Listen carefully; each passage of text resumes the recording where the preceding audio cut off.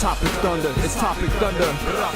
Just acknowledge it, knowledge with no scholarships. It's Topic Thunder, it's Topic Thunder. Breaking everything down, tech to politics. It's Topic Thunder, it's Topic Thunder. We don't tell you what you want, we just give you what you need. It's Topic Thunder, it's Topic Thunder. News, brews, and views from these Chi-Town streets. Topic Thunder.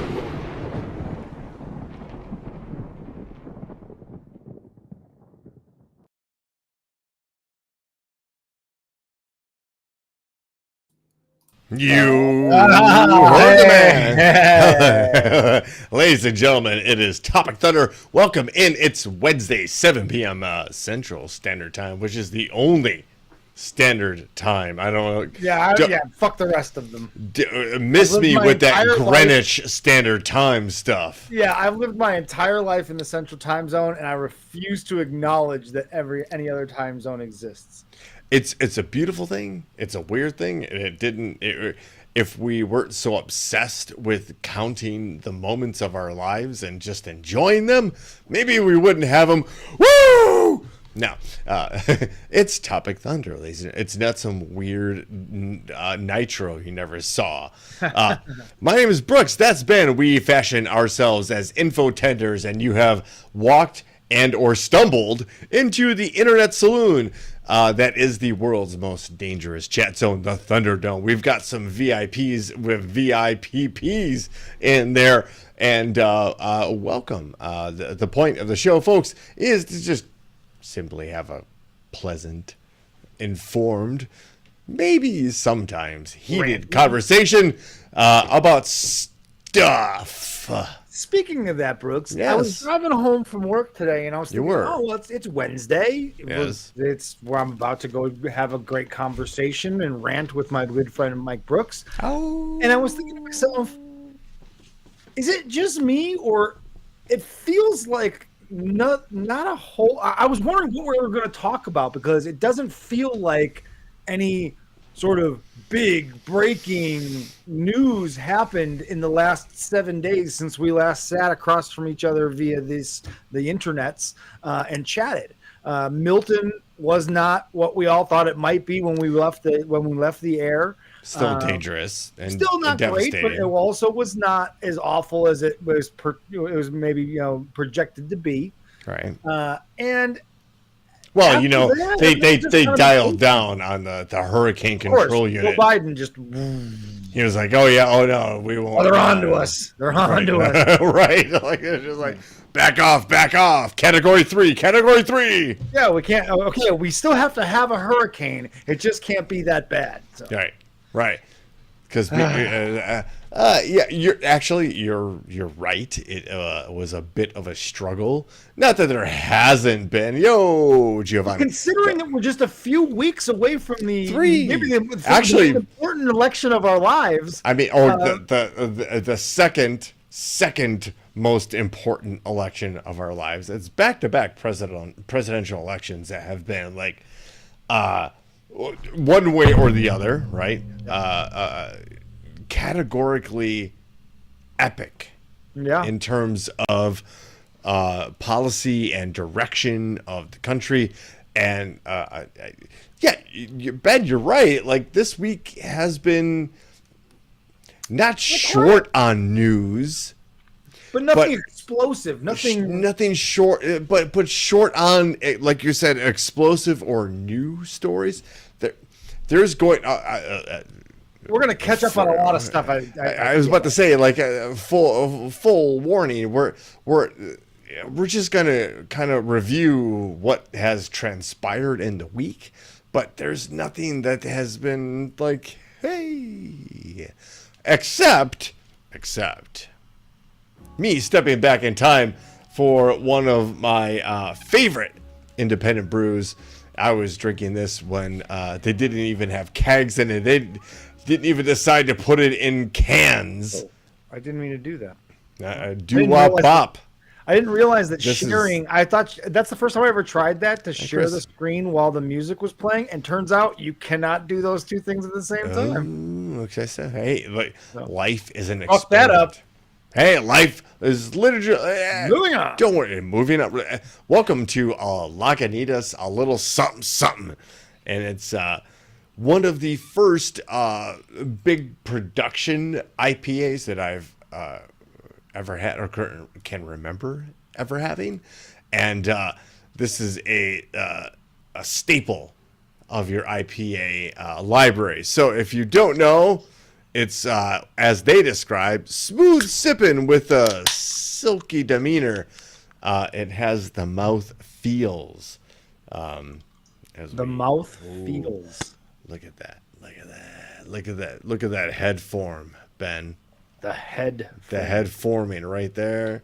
Yeah, I said that. I could tell just by the pouring of that beer that I would hate it. Oh yes, it's hazy, has a hazy complexion like that. Yeah, I know what it tastes like without even tasting it. I mean, I don't know if it's gonna have the world famous this taste, but I know that I'm not gonna like it. Well, you and I have very, very different palates. Very different. However, while we have different palates in that regard, Ben, I'm going to tell you that this past weekend, Gigi and I hosted Supreme. I saw that. I was and jealous. Wife of Supreme. Yes. The parents of Chompy Mage. And we went to Hugo's Frog Bar here in the fine city of Chicago. Okay. And there was a debate. It was a quick debate on should we get the 64-ounce tomahawk Wagyu steak. Oh, what is the contender? How is anything else in the debate? But let's see what is the other side of this contender? Ben, that was the debate. And that was the end of the debate. Well, okay, just whether or not we should get this. Again, not to dive into like private health information, but Supreme was celebrating the removal of his braces, and that's a big deal because if you've ever had braces, eating certain foods sucks.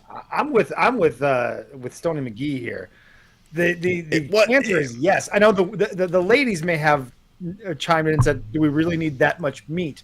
But yes, the answer is yes.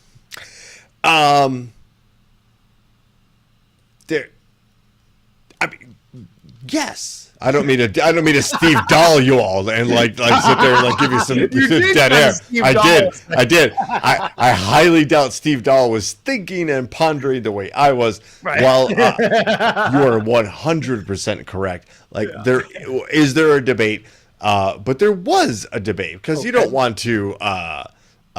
It was expensive. The steak itself that was not cheap. Yeah, it was price on the menu was $160. So okay, and Wife of Supreme is a trained culinary chef, right? Went to culinary school, right? Yep. And is now working for one of the biggest food supply chains to restaurants, hotels. Across the globe. Stoney McGee's going to DoorDash a steak now. And she confirmed it was the highest grade Wagyu steak in America. Wow. That's it. That was it. Once she said, like, yeah, this is that, we were like, all right, fine. Like, yeah, I gotta taste that now. Yeah. Ordered with so we got the appetizers, right? Oysters Rockefeller. We got the crab cakes, right? Never had oysters before. Real what? Never. Wow. Yeah. Not that I'm opposed to them. I've just never had the opportunity to have them. Okay. So there's like oysters in the half shell, and they could be cooked a billion different ways. Oysters Rockefeller has like a cheese butter sauce on top. We could look up I don't want to throw anybody off, but like Oysters Rockefeller is different than just saying like, give me your oysters. Got it. Classied up a bit. It's spectacular. is what they were. Kudos to Hugo's Frog Bar. We then took Supreme and wife of Supreme to a speakeasy named Sparrow. Nice. And it was cool because we could walk there. It was 2 blocks from the restaurant. Thanks, downtown Chicago. Right. Yeah. Had one drink because legit that one drink was quite enough. And then whisked them via an Uber to Winter's Jazz Club and caught the 9:30 set of a wonderful rendition of a mix of Etta James and Nina Simone jazz tunes. Interesting. Very cool. Welcome to a Saturday night of adulthood. It's what that was. Hey, I don't know how we got here. I know how we got here. And it's not easy. It's ugly. And it's not gonna go away. So let's talk about it and inform ourselves the way we usually do. Is trying to explain both sides. We're both side isms kind of guy, but not in a bad way. Right. This is one of those. This is like one of the very few subjects where you can both sides it and be legitimate in that argument of both sides are bad. Right. So we have long talked about a year now. We've in the past week we celebrated. It's probably the most terrible term you could do. We acknowledged the 1-year anniversary of Hezbollah striking Israel and sparking this conflict that has now engulfed not one but 2 different countries, possibly a third if you want to throw in the significant connections to Iran in the Middle East. It was Hamas and Hezbollah, right? Okay. Gigi's correcting me. It's true, but I'm also right. And look, and I remind her every day of this, Gigi, if you keep up with this in 3 weeks, right? It's all over. Knock it off. We'll get to that later. But UN peacekeepers in Lebanon, which Israel has been liberally striking. Yes. Yeah, that's a good way to put it. Without the thought of ramifications, and it's mind-boggling to me that they are able to strike the territory of another sovereign nation without the retaliation of said sovereign nation. All because they're under this under the shield of October 7th. And well, if you really dive into it, then you start to see that Hezbollah has actually taken over quite a bit of the parliamentary faction of Lebanon. So they do occupy a section of that government, and it's parliamentary. It's not. It's more akin to the way Great Britain's parliament runs, without as opposed the Whigs. to our Senate, without the Whigs or the powders, Ben. They have successfully, over the last couple of decades, occupied now a part of that parliamentary process and are a part of the legitimate government of Lebanon, which is the only sliver of an excuse Israel could possibly present in a adjudicated case, neutrally adjudicated case. To strike these targets, Hamas, Hezbollah targets, inside another sovereign country. Yeah. But there, as you would imagine, as you could possibly, rightfully imagine, there is a red line. And if another country continues to attack yours, there are going to be ramifications. And here we have today from NBC News, UN peacekeepers in Lebanon pledge not to give in to Israel's demands to get out of harm's way. So Israel is telling, hey, we're going to bomb here, there, and there. I guess sometimes when they're not blowing up pagers, and surprising adjacent countries with excursions into their country. Right. Right? The United Nations said it wouldn't bow to pressure to withdraw its peacekeepers in southern Lebanon, despite its forces coming under fire, and repeated demands from Israel's Prime Minister Benjamin Netanyahu that they move out of the area. The United Nations, an interim force in Lebanon, known as UNIFIL. UNIFIL. I don't know. I don't know. That's exactly how they say it, but that's what it looks like. You should. First of all, don't ever attach yourself to a Phil.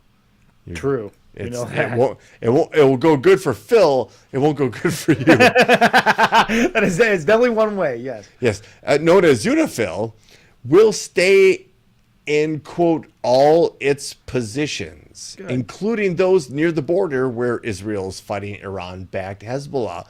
The head of the peacekeeping operations, Jean-Pierre Lacroix, told reporters in New York on Monday. You're right there on the front lines, pal. You know exactly what's going on there in New York.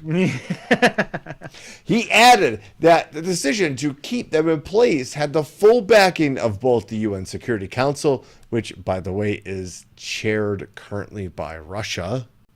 Oh, interesting. Very. And member states contributing troops to the force, which Israel says has failed in its mission to stabilize the area as Hezbollah's presence has grown.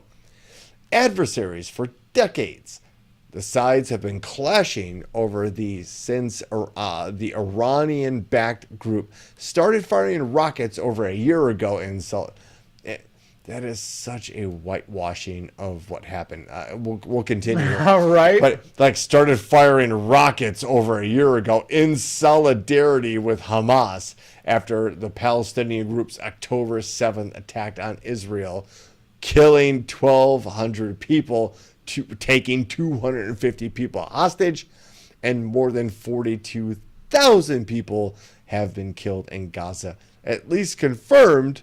That number seems a little light. But also is wildly out of proportion. Like, the eye for an eye thing is taken to such an extreme in this situation when you just look at those numbers right there. I'm all for a government force going and finding the people who did it, exterminating the people who did it, the people connected to who did it, at the people who then supported the people that did it, sure. And then the network of money and supplies to the people who were responsible that did it also being eliminated. I am not smart enough to tell you how to do something like that and minimize civilian casualties. What I will tell you, having played Axis and Allies way back in the day, right, all the way through modern video games and strategy games today, is that when you rack up civilian casualties, it's one, hard to win the game because it affects your overall score. Mm-hmm. And two, if your game trends in this direction, it's really hard to convince or gain the trust of your allies in your particular cause. And that's where we kind of find ourselves with this particular situation. I am crossroads. I am all about the rabid pursuit of those who are responsible for this situation. I will also acknowledge that there are also some people who are come get me, kind of butchers on the other side of the equation and guilty of similar crimes themselves. Yeah. The idea here is what we as Americans are responsible for. And what are we willing to tolerate? How much are we willing to tolerate? And I don't want, we're not going to bring up Ukraine, but I'm going to bring up Ukraine because for everything that we're doing for Israel, and that includes helping them legit multiple countries, including the United States, firing missiles, anti-aircraft missiles to defend Israel. We are allowing Ukraine to now fight not on one axis, not on two axes, but now we just found out that North Korea is supplying troops on a third axis. We do have to kind of look at the balance of these things and who's pushing where on the map and why we are particularly obsessed with providing overwhelming support in spite of some moments to one country, while we look at another and we go, hey, look, we're going to get you enough just to kind of get by in the face of overwhelming odds. Yeah. I'm just the idea, back to the Israel situation. Let's go. Did I divert? No, not really. But I had a thought before you brought up Ukraine, which there are different thoughts there, certainly, and I agree with what you said there. I've always had a hard time with this, and I continue to have a hard time with this idea that Israel's actions are excused in some way because they were attacked, right? And this idea that it's okay. We are signing off and are okaying the killing of civilians because Hamas is using them as shields. Right? I understand what Hamas is doing, and it's horrible, and it's an evil thing that they're doing. We can all acknowledge, right? I know where you're going with this too. But it is incumbent on Israel to be the adult in the room. It's great. And say, well, yes, you people are going to get it. We're not just going to indiscriminately bomb an entire strip of land until it's just rubble and not allow aid in and not allow anyone out. And under this show, I'm sorry, Israel should have been the adult in the room, and they have acted like a petulant child, like a scorned child from the beginning of this. And have acted in a way that has not, other than, they were coordinated enough to blow up pagers and walkie-talkies and very targetedly, but they can't kill these guys in Gaza more targetedly. Well, I will take you one further on that. They have that level of coordination, intelligence, and the apparatus to execute such a, that's a fucking video game plan. Yeah. Right. Go, your objective, plant these 7 objects in this particular place that without nobody knowing, you've got to sneak around and do it. But they didn't know that Hamas was going to send paratroopers and rockets. Yeah, they literally sent paratroopers. Well, we also know. There's a layer of that onion that Israel might be excused for not knowing because maybe Hamas was tipped off. Because don't forget that Russian leader met with Trump. Trump gave away some military secrets of a foreign entity believed to be Israel. And then a few months later, that same Russian dignitary is meeting with the leader of Hamas. And then a few months after that, the attack on October 7th happens. There's that thread that you can look at and say, well, there is an excuse maybe. Ben, do you know whose birthday October 7th is? I do not. take a wild guess. Vladimir Putin. It is Vladimir Putin's birthday.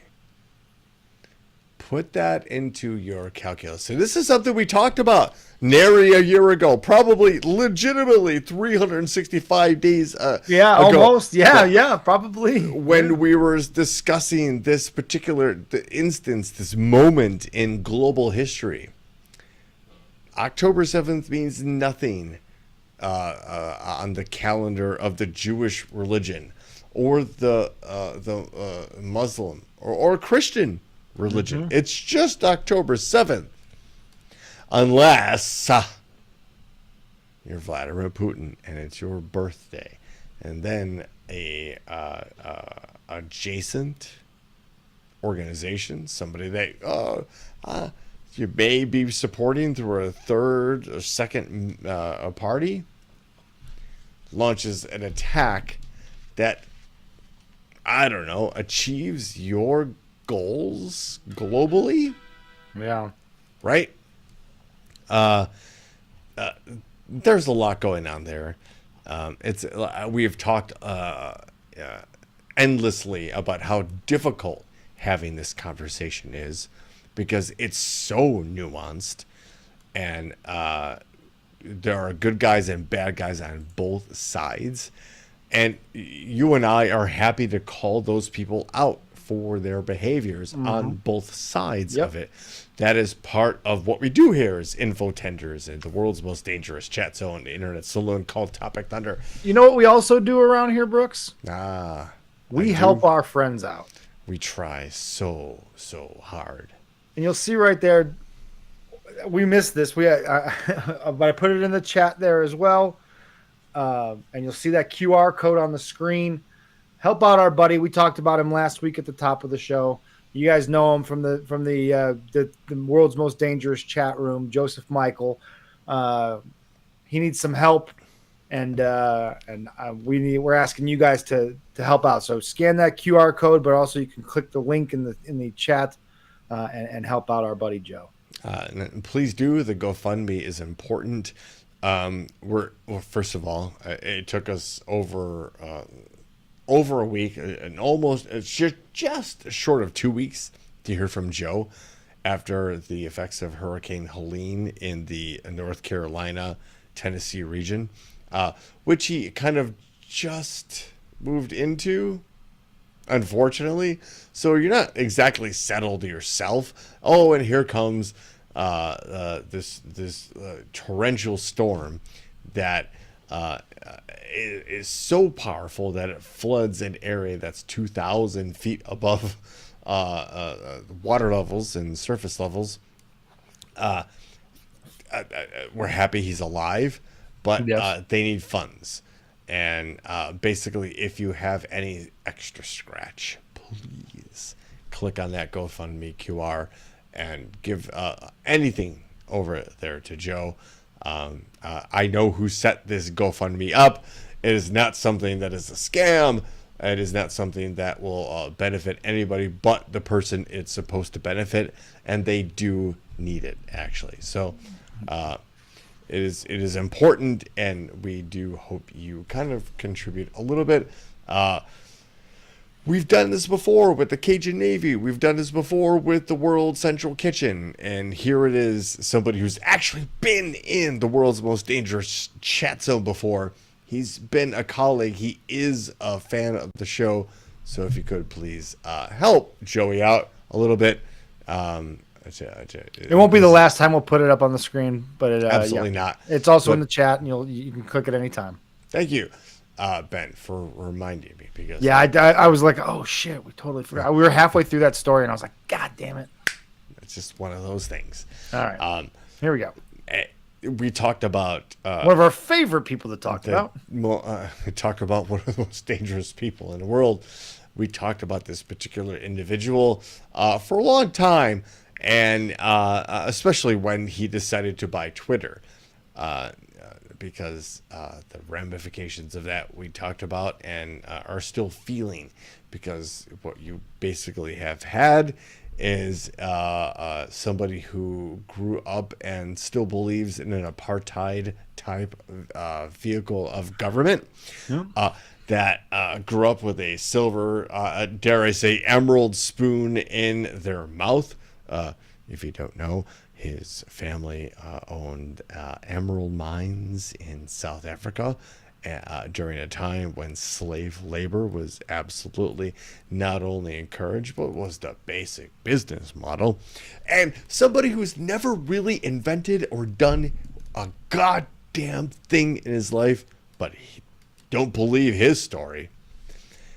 Here's Elon Musk, he who bought into PayPal and got bought out. He who decided to buy Tesla and declare that he reinvented electric cars. And if we did a pivot table over the quality of Teslas since he bought it, not good. He who bought SpaceX and claimed he was the one that was going to send people to Mars. Such a turd. Look at him. Even though there was already, and he basically bought a company that had an established and brilliant group of people working for them, and then just decided to say, it was all because of me. Yes, 100%. Stolen valor, if you will. Stolen valor, and he of the jumping on the stage in Pennsylvania, like, yay! He Look looks at so me. dumb. But whatever. Well, that's what ketamine does to you. When you do a lot of ketamine and you don't have a real grasp on reality, such as maybe the son of billionaires might not have, somebody who's never really had to be in touch with the daily work. There's something I've never done before, ketamine. Oh. Not something that I have ever partaken. Not just because I haven't had the opportunity. Not because I would turn it down if presented with. So, I know somebody who has. You know him too, Mike Brooks. Mm-hmm, yes. Mike Brooks. yes. Friend of the show. Friend of the show, longtime friend. He's one of our reporters in the background. It's one of those people that you always want to know but don't want to know about. Mm-hmm. Right. So actually, I have and I'm sure he's okay with me telling the story. There was he told me this time that he went to a club called the Exit in downtown Chicago, right? Uh-huh. And that he and his friends at the time were dabbling in what they would call ecstasy at the time, which was loosely MDMA, but there was no real proof that whatever they took was MDMA. Right, you just had to trust your guy. Yeah. And I feel bad for Mike Brooks because I don't think he truly trusted the guy. So Mike Brooks went with his friends to I think he told me a couple other club names, but they ended up at Exit. And my hand to the Bible, Mike Brooks came to me and told me the story afterwards and said that he was like, man, I just wasn't feeling it. I wasn't fucked up enough. And Mike Brooks went on to say that he told a couple of his friends at the club, and through a magical networking at the club at that moment, somebody found a guy who had ketamine. Okay. Club, yes. Right? And again, Mike Brooks telling me the story. Right. Secondhand. This is all secondhand. It was you were kind of ushered. He was kind of ushered onto the dance floor and presented with this little tiny spoon, which the person said, "Quick, sniff this," and Mike Brooks said that the rest of the night was like he spent a night on Saturn, which included which included Here, multiple, sniff this. which included a trip to the men's washroom. Apparently, Mike Bronx couldn't hold his stuff, as we like to say. Yes. And vacated the whatever was in his stomach, and then ended. Very curious, this Mike Bronx guy is. Yes. If you ever get to know him, he's a wild guy. That guy. it's a very interesting cat if you get to know him. Yeah. The last thing you told me about the story was that finally he and his friends kind of corralled him. You're right.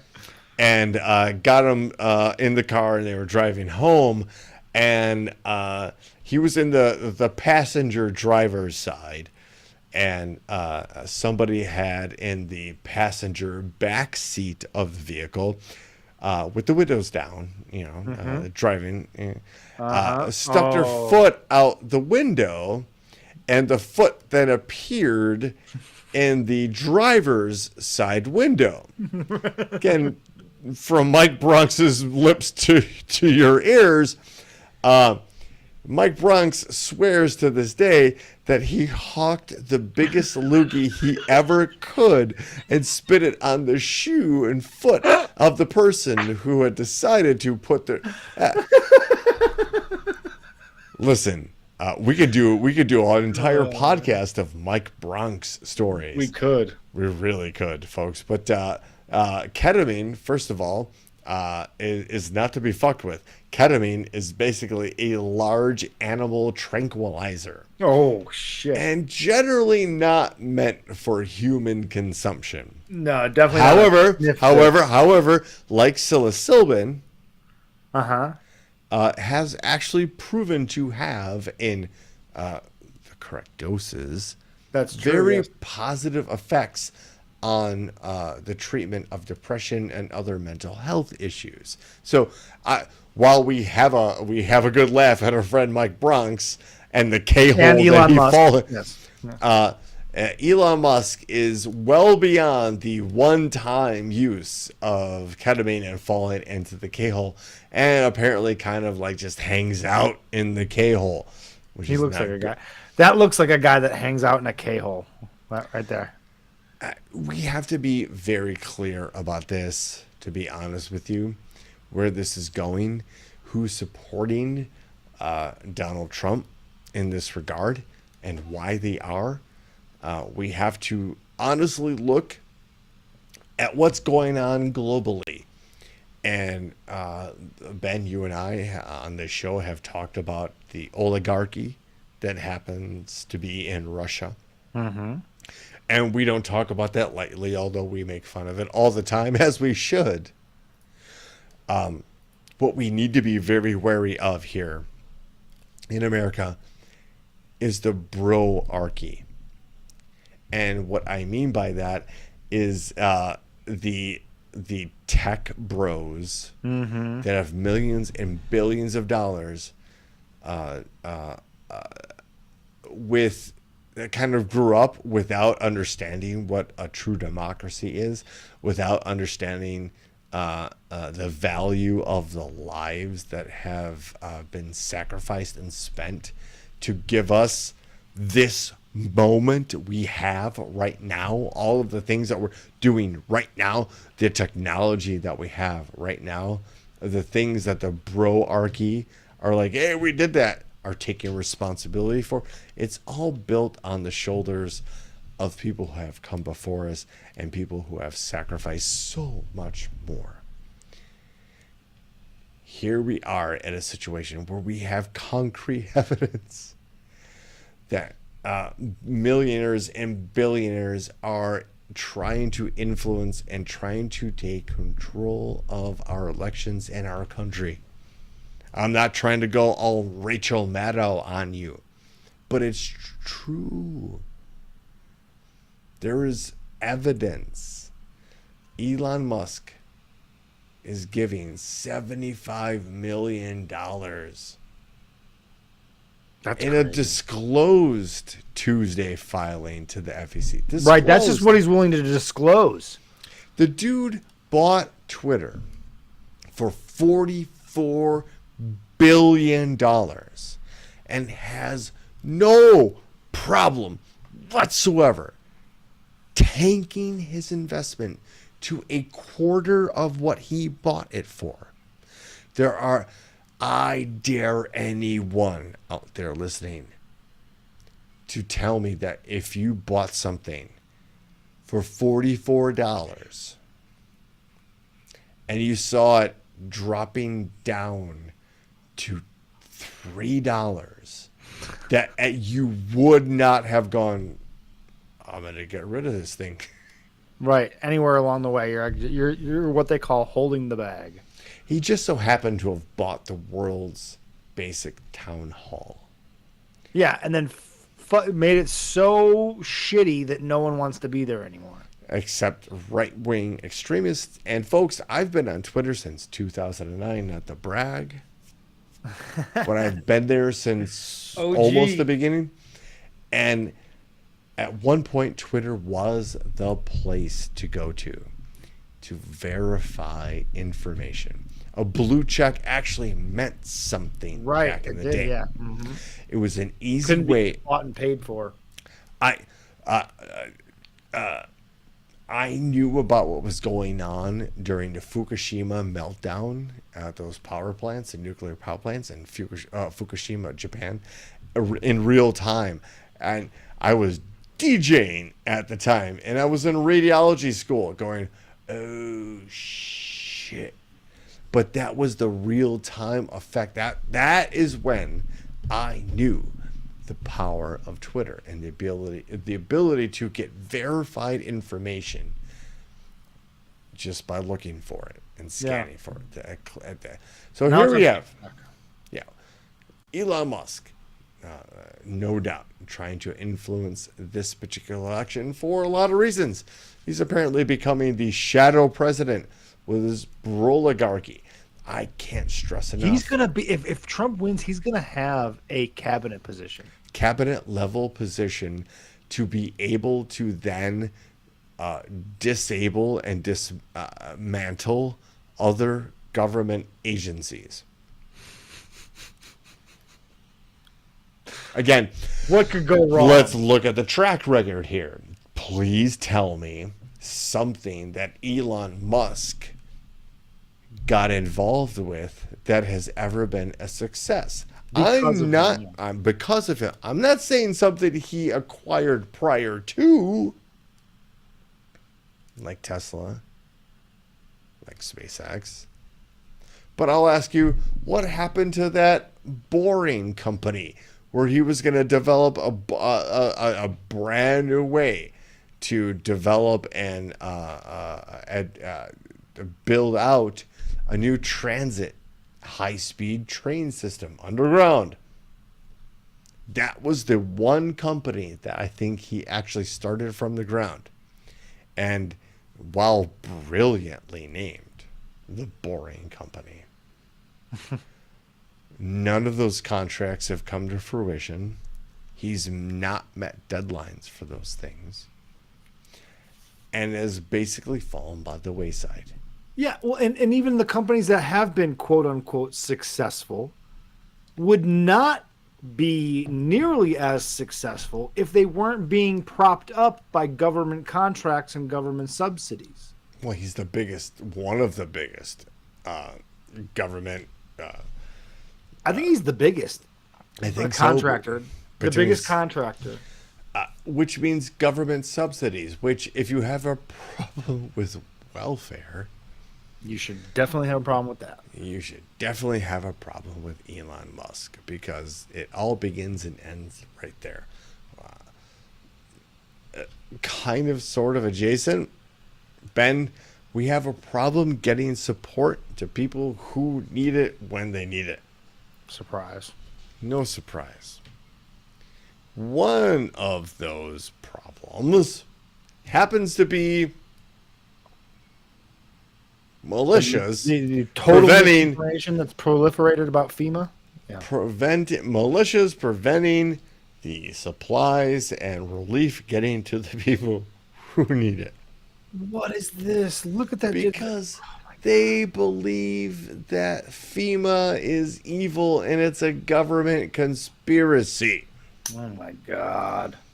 Folks, when I tell you we are in a moment of media illiteracy. Oh, dude, the lack of critical thinking in this country is going to, I fear, may lead us down a path that we can't recover from. Like, It's tough on to the think chance, we like can. Trump, if Trump wins, We're done. First of all, let's be very clear.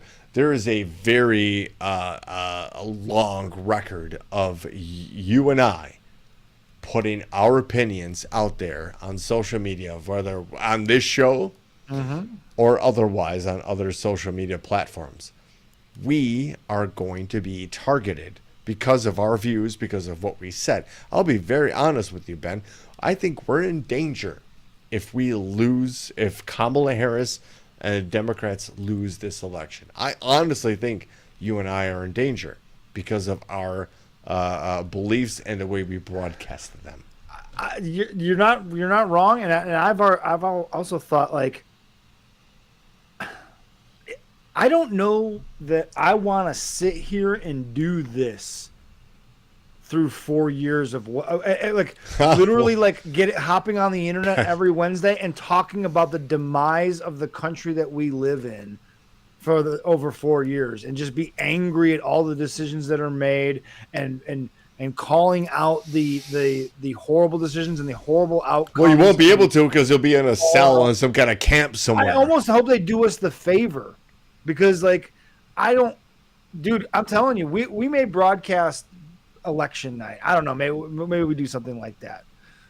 And it may very well be, depending on what we find out. We probably won't know anything by the end of election. Let's be honest. But then we might.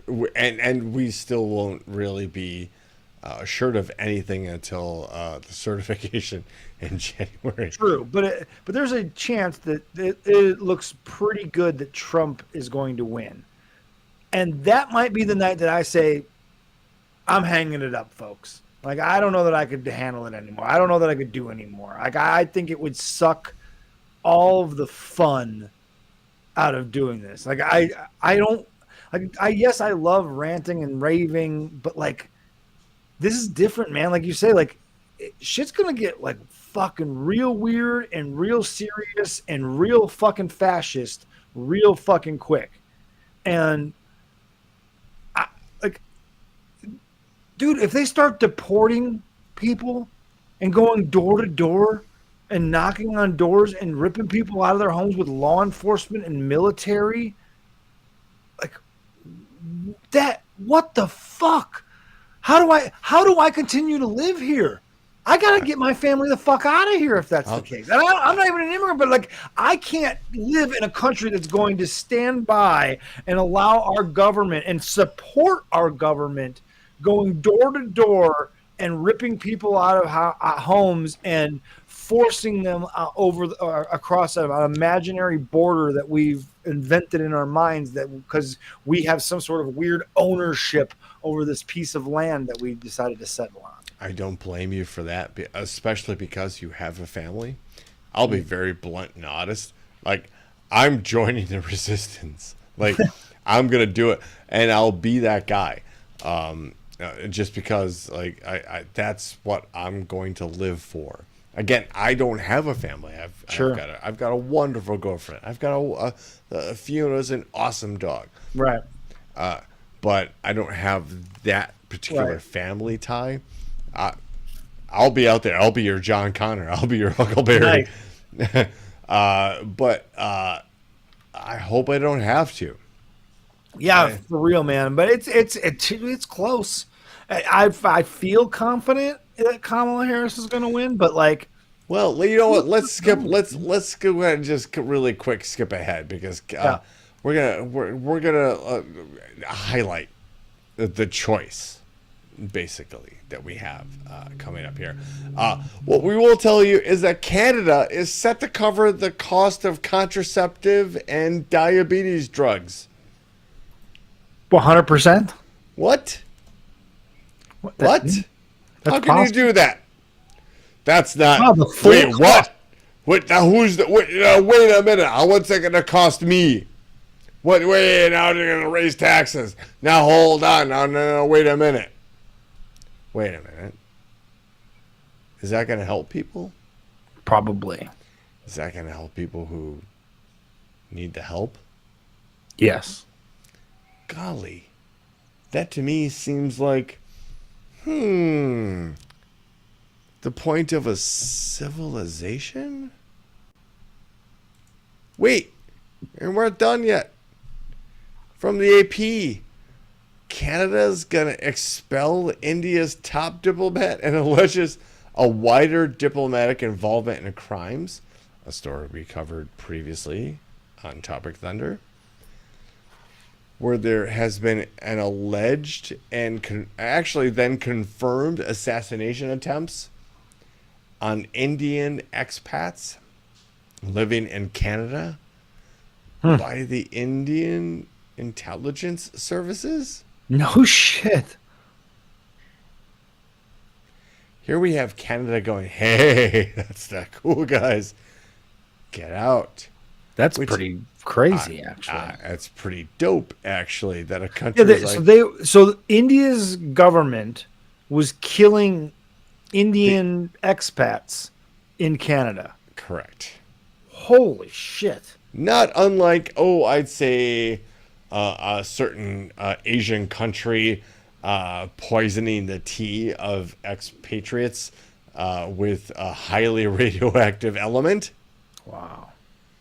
The murder of anybody that you don't agree with across state borders, highly frowned upon.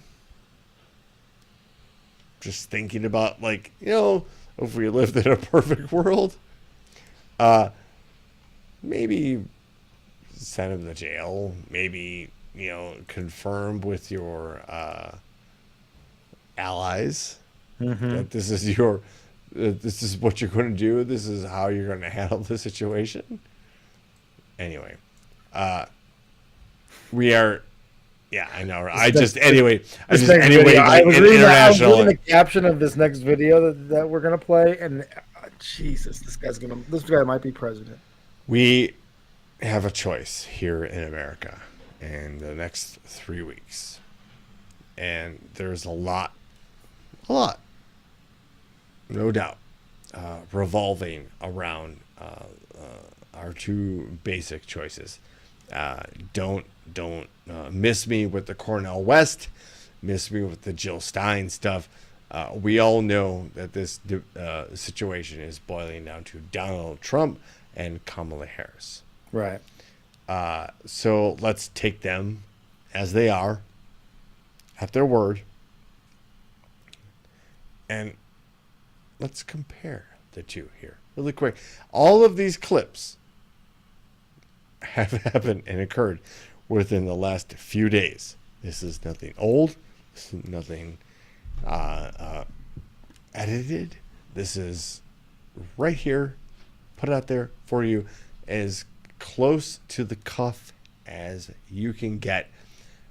So Donald Trump was here in Chicago today, meeting with the Economic Club of Chicago. You can only imagine. Oh, I bet that's just a humdinger of a fucking club. And you can imagine the number of CEOs and suits in attendance. Oh, right. The amount of money in that room was probably insane. So I'll set this clip up as the moderator will. But the moderator asks Donald Trump, should Google be broken up? Should Google be broken up? I just haven't gotten over something the Justice Department did yesterday, where Virginia cleaned up its voter rolls and got rid of thousands and thousands of bad votes, and the Justice Department sued them that they should be allowed to put those bad votes and illegal votes back in and let the people vote. So I haven't gotten over that. A lot of people have seen that. They can't even believe it. The question is about Google, President Trump. Yeah. Should Google be... Wait. Okay. I get that if you feel like you're in a hostile environment, somebody asks you a trap question, Right. right? That you kind of technically you should acknowledge the question briefly and ubiquitously answer the question and then go on to make the point that you wanted to make. That's just nonsense. And this whole illegal immigrants voting thing, if you haven't seen it yet, John Oliver did a fantastic segment on Sunday on his show on HBO on Max. He explains it way better than I'll ever be able to do it, but there are multiple reasons why undocumented immigrants are not in any way, shape, or form going to be voting in the presidential election coming up in 3 weeks. There is no instance. There are multiple safeguards in place, and this whole ridiculousness of the voter rolls and the games that Republicans are playing with that, and playing with it by infiltrating these voting election government committees, Voting polls and committees. yeah. It's all nonsense. And just wait until election night. There's going to be violence. It's going to break out because we have situations like this. But we'll listen to a couple of songs if you want, and that's okay with me. I like it. So we'll do that. We'll do those songs that we had mentioned, Justin. And if Justin doesn't get it right, he gets fired. Full factory. Anyway, go ahead, please. Yep. Well, sir, do you want to play your song and then greet a few people, or do you want to? Well, you had said you wanted to close with a specific song. Okay. But we'll listen to a couple of songs. What is going on there? Well, let him, the next clip, Ben, let him go ahead and describe what he thinks are Arizonans. What was that nonsense that he was just spewing about songs? Hold on. So the clip is from a situation in a rally where he got up on stage, and as opposed to taking questions, he basically spent his time playing the campaign playlist and doing this. There wasn't like 37 minutes of him just dancing around like weirdly. Which we don't want to attack. We're not going to watch. We're not going to attack a mentally ill person. Is basically what it boils down to. But didn't like some people like pass out or something? There was like a medical. There were two medical emergencies at the event. After the second one, Trump announced, "Is anybody else going to pass out?" And they played Ave Maria. During the medical emergencies, which if you know the song, it's a beautiful song. He's just awkwardly like gyrating around. So okay, what's this? This is he delivers remarks in Georgia. Let's hear what he's got to say here. Let's hear what he has to say here. He walked in with a couple of young constituents to show him the Capitol as I remember it, and they accused him of showing in Russia's. What? And he became, instead of most people, they say, oh, please. Wait, what? He became the opposite, indignant and wild, and he has done some job on the committee. What did you just say? Is he What did he try to say there? Remember it. And they accused him of showing in Russia's. What? And he became. Wait, Look, what is he trying to say? Is he trying to say Russian? Folks, when I slur words here on Topic Thunder, it's because you know damn well where that's coming from. We are upfront and honest with you that I've been imbibing alcohol, right? I don't know an excuse for somebody who is trying to say a word like that, allegedly sober. I don't know how anybody can make an excuse for a person who talks like that. No. However, By contrast, Ben, this evening, the Democratic representative for POTUS appeared on rival Fox News. And Ben, I got a really early clip of something here. Okay. This happened tonight. It was happening actually. The last half of it was happening when we went on air. Gotcha. So here is Brett Baer. He's the chief political analyst for Fox News. He basically so much Botox in that man's face. Oh my God. It's worse than Cher. No, it's not worse than Cher. Cher's got some pretty bad fillers. Here is Brett Baer having he's having a conversation with Kamala Harris.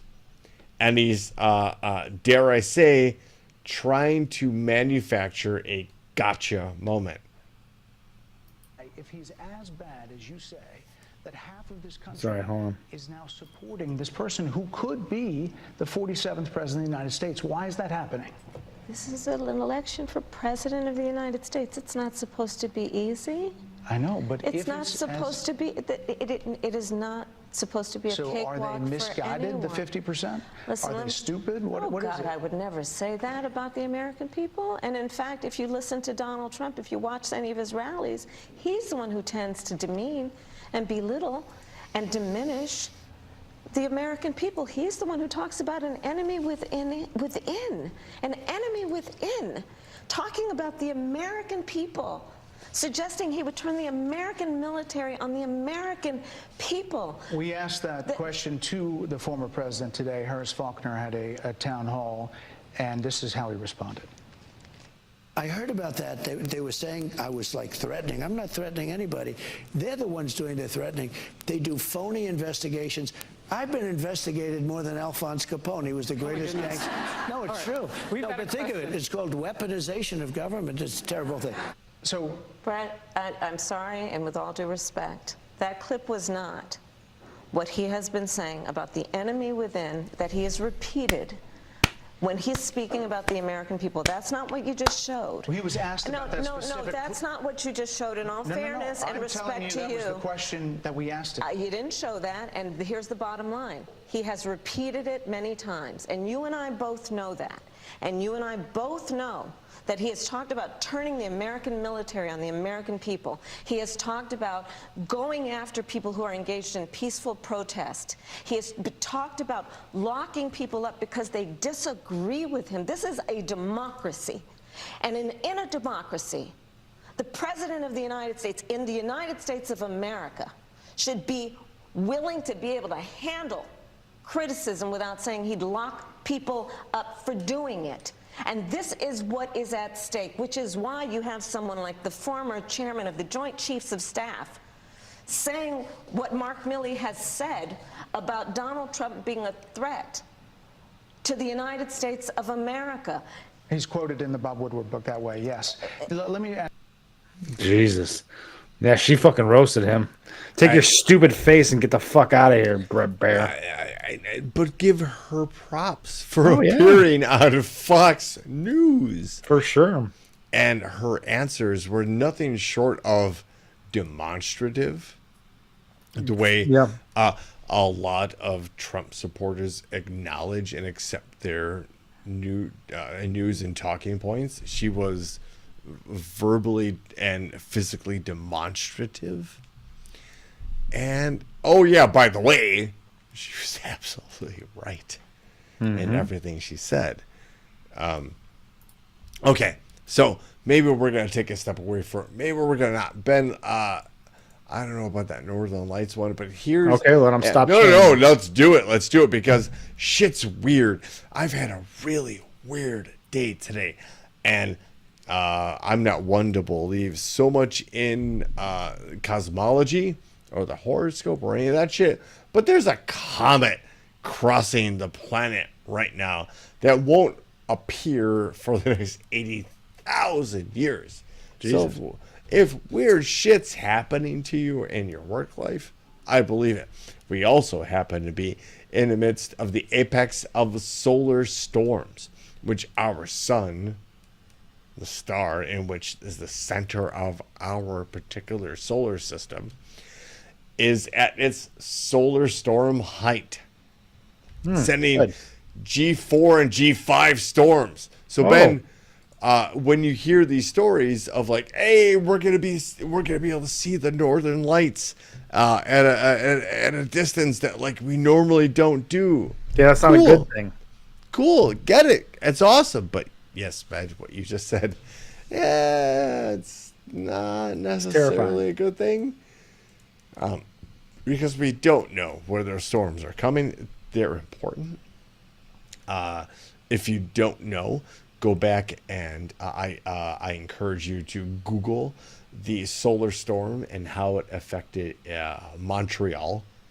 I think it was 1993. Don't quote me on that, but just look that up because it basically knocked out the electricals for an entire city and melted the grid. Jesus. That's what we really need to be working on and focused on. Now, what's such the idea that like, oh, I don't believe in abortion, so you should not believe in abortion. Right. Right? We need to worry about other things, more important things that are bigger Like than comets, just sun. us. Yeah, maybe. The next GIF, and I hope you can all see it at the right time and in the right speed. If not, please check it out. This is I just did it while I was waiting, and it definitely fucking worked. It definitely works. This is a phenomenon called motion-induced blindness. You lose sight of stimuli that are in plain view. The dots don't actually vanish. So the idea is you got to stare at the blue dot in the center. middle. So ready? I'm going to hit play. Everyone stare at the blue dot in the center of the screen.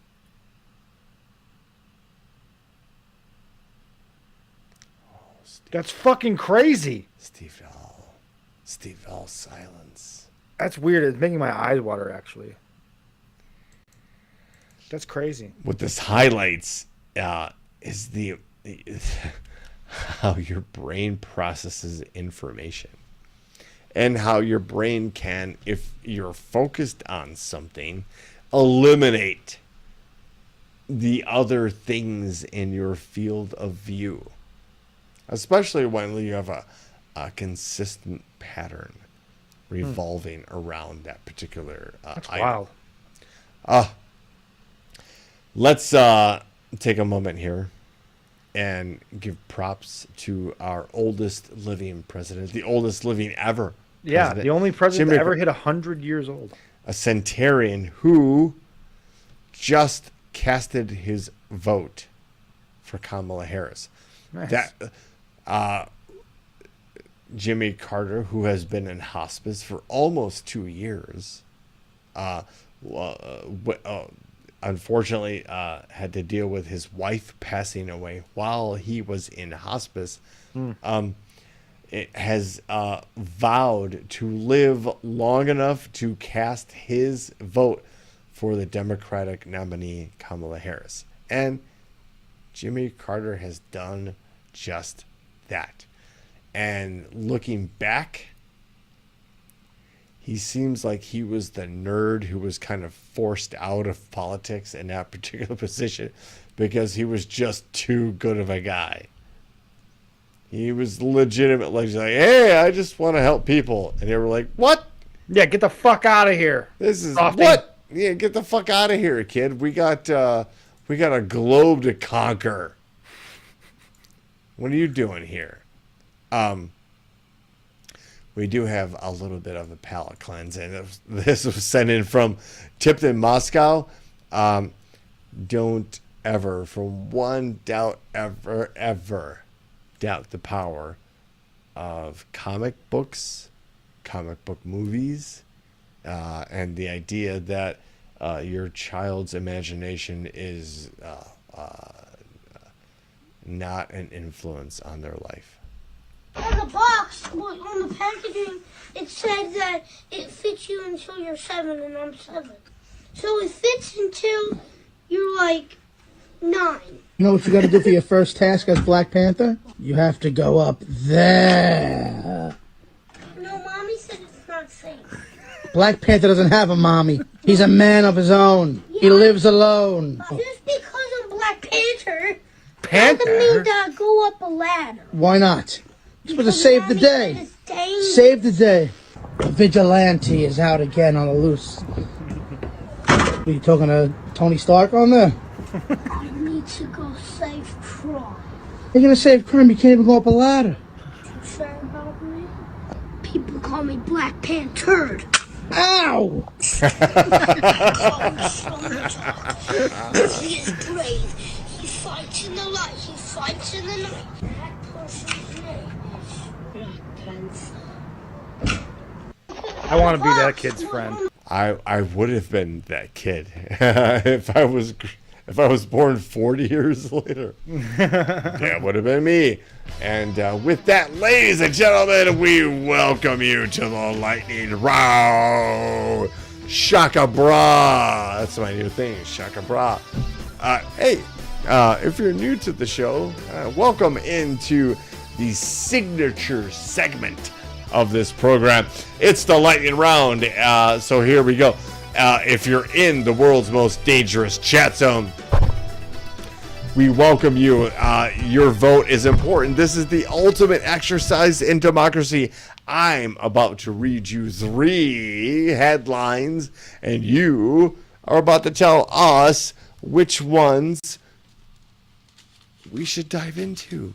Indeed. It's literally that simple. So, without dilly or dally, Please, because we cannot dilly or dally tonight because I have to pee so bad. Oh, Ben, just to let you know, there was one time in a previous podcast that I peed in a water bottle because we went so long and I didn't want to get off the air. Anyway, headline number 1. Chop. 18 treated for severe nausea in Stuttgart after opera of live sex and piercings. Ooh. Headline number 2. Oregon police find large stash of drugs inside bag labeled definitely not a bag full of drugs. And headline number 3. Taxidermist turns rats into sexy showgirls with nipple covers and eyelashes. No. Adrian will definitely turn that off. She does not do well with rodents. Taxidermied ones. I can imagine taxidermied ones dressed up to look like dancers, exotic dancers, is definitely not going to be something that she's into. For the sake of your bladder. Maybe I'm wrong. Maybe I'll be shocked by my wife. And all of those involved. Let's go through these one more time and let's call it a wrap. Folks, headline number 1. 18 treated for severe nausea in Stuttgart after opera of live sex and piercing. Headline number 2. Oregon police find large stash of drugs inside bag labeled definitely not a bag full of drugs. And headline number 3. Taxidermist turns rats into sexy showgirls with nipple covers and fake eyelashes. The votes are rolling in. Number 2 is running away with it early. That is not a surprise to this reporter. Right, 4. 5 votes for number 2. Oh, this might be a clean sweep. Is anyone going to step out on a limb and go outside of number 2? Why would you? Why would you? Outsider. Wink, wink. Now, Stay Judge. in line, lemmings. Why would you? Who's going to step out of line? Anybody? Why don't we? Let's just call it, Ben. Yeah, let's go because I got a piece. You gotta urinate and micturate and not on the rug because it ties the room together. Headline number 2 wins. Oregon police find large stash of drugs inside bag labeled definitely not a bag full of drugs. A driver and passenger were arrested after officers found fentanyl and meth hidden inside a misleadingly labeled bag.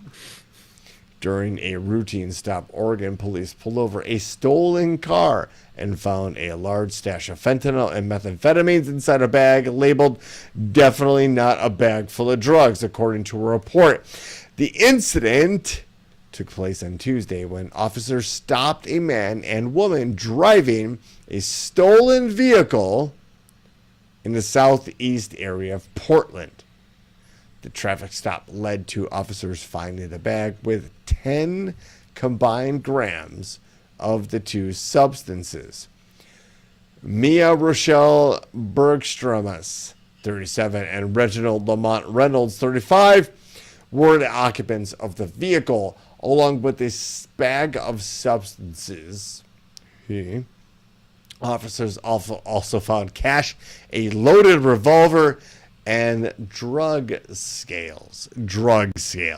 Look, folks, I have a good authority from Tipton, Moscow, that if you there's no such thing as drug scales. There's just a scale. It's just a scale. There's something that doesn't say drug scale on the label. Right. Yeah, that could be measuring turmeric.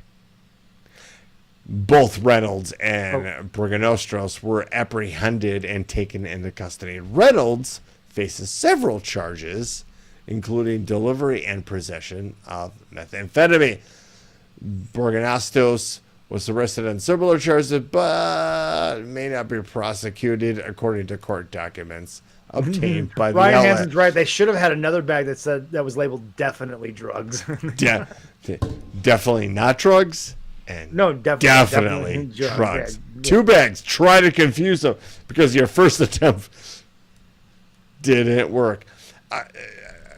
Just pointing out that the female Baganastras was arrested on similar charges, but may not be prosecuted, according to court documents. Why? Because you're a rat. Our rat. And that was it. We normally play the closing time song, and it's 1 minute and 3 seconds. And he's got to go. But I don't have time for that. So from the USS Rapapapa, we'll see you next week. Bye. Wednesday, 7 p.m.